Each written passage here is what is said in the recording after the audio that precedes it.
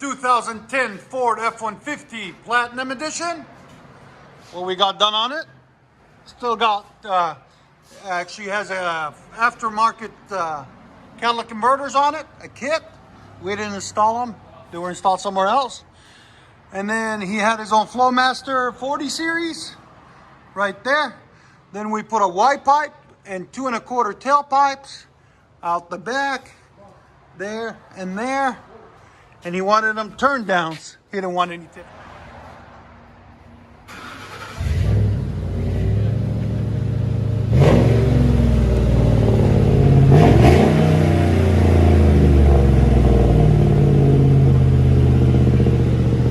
Again.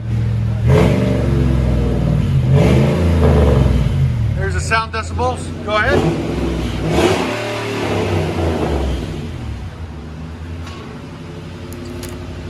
Again. 96. Let him back it out.